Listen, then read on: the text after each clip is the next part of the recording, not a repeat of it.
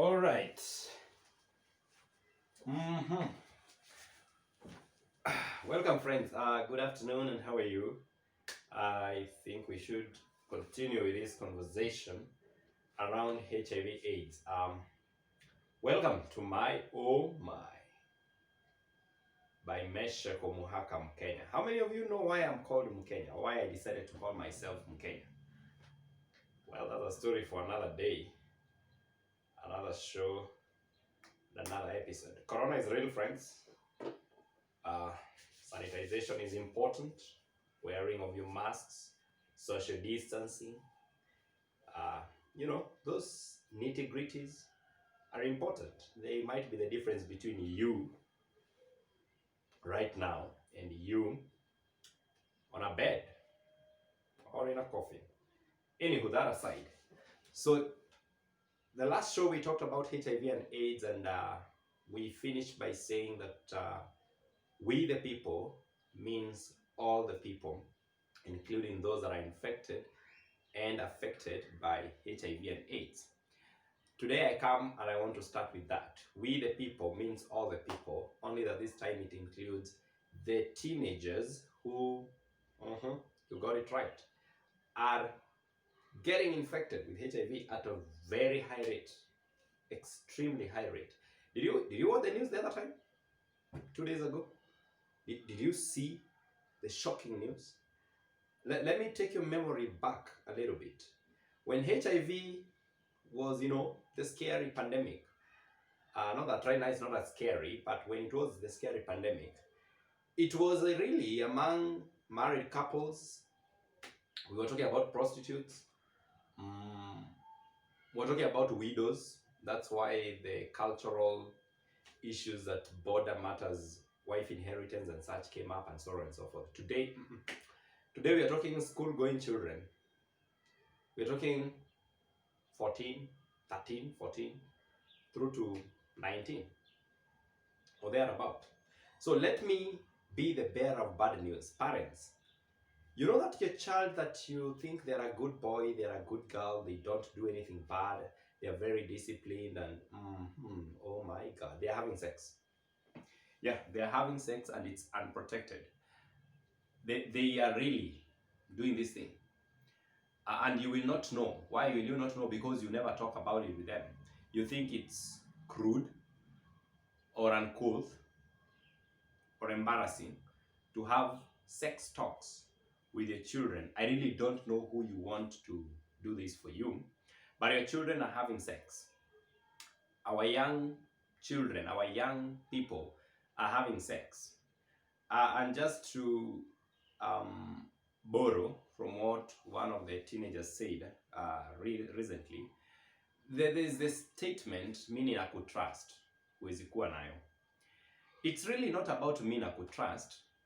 It's more of our young people we have brought them up as the pap generation. We have taught these kids that what they need, they get. I mean, mommy, I need a pair of shoes. Okay, sir, you're going to get it. Mommy, I need these. Yes, you're going to get it. For a moment, I think it's better when our oldies were having 14 children. It would be difficult to provide anything that anyone wanted when you have 14. But when you have only one or two, yeah, it's probable that you're going to say, this is my world, yeah, my jewel, don't do anything to them, I provide for them, and so on and so forth. So what they want, they get. And now they are at the adolescent age, and their bodies want to experiment on matter sex. You already taught them. When they want chicken from KFC, they get. When they want pizza from Pizza Inn, they get. When they want to go out on a road trip, they go. When they want to go for a sleepover at their friend's place, they do. So now they want to experiment on sex. What do you expect? Your guess is as good as mine. They just experiment because it's a pap generation. They get what they want. So your children are having sex. That's the bitter truth. And until we start accepting this thing from that very point of view, I'm afraid you're not going to get grandchildren. I'm talking to you parents, yeah. You're not going to get grandchildren because we are killing this generation. Let me explain a little bit what I'm talking about. These guys are having careless sex. They are not using protection. They are not, it's just as careless as carelessness would be termed. And then they go ahead and mess around. and then they get infected, and then, you know, girls would maybe get pregnant. That's why the other time we were talking about thousands of them getting pregnant. But leave that aside. But point is, they're getting infected. Do they go for VCT? Are they ready to face the stigma? Remember the last video? Are they ready to face the stigma that comes with being HIV positive? No. Are they willing to face you really and tell you, by them, I'm HIV positive? No. Are they ready to face the reality that things went south? No. What are they ready to do? They are ready to live in a world that does not exist and say, after all, I'm not the first one. I will overcome, and so on and so forth. I'm not telling you stories that I'm guessing. I can give you a myriad of examples and ask any teacher in a boarding school. I bet a teacher in guidance and counseling or in the health department, they have met a student who was HIV positive and was in denial, and they knew. Or they have met a student who is explaining some crazy symptoms and they're like, wow, you really need to go to the hospital. And they have to talk to the health care provider for the school to tell them kindly, go test you mtoi. And then they test and they are positive. And then kizungumkuti starts there. Oh, me, I don't believe. Oh, ilikuwa once. Oh, ilikuwa nini. Point is, they are going to die. HIV and AIDS kills if you don't take good care of yourself. If you do not take the necessary health precautions, you are going to die. So it's not you, it's your children who are not taking the necessary health precautions because they are fearful, they are embarrassed, they are scared, they don't know how to face this thing. It's a whole conglomeration of issues. They don't want to look at it from the reality point of view. So what do? Yeah, they do nothing. And then they die. Very painful. Just imagine, they die. Or they choose not to get married.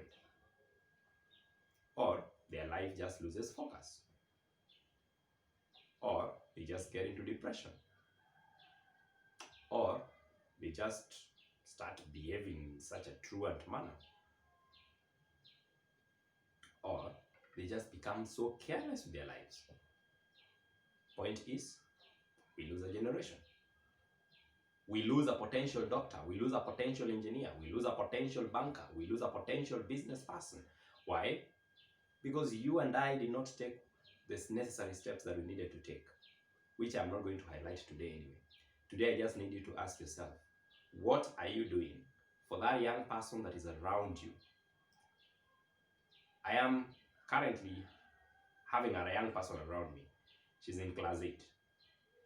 And 2 days ago, we had a serious talk about sex, sexuality, and all that comes with it, especially around teenagers like herself.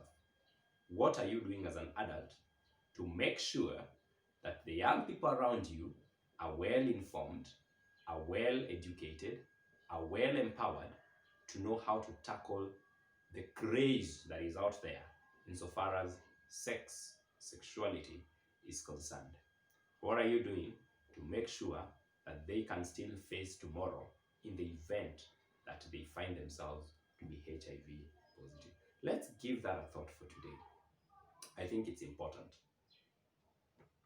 that we give that a thought. So for today, I don't want you to subscribe to anything. I want you to take your phone. I hope it's not showing the logo here.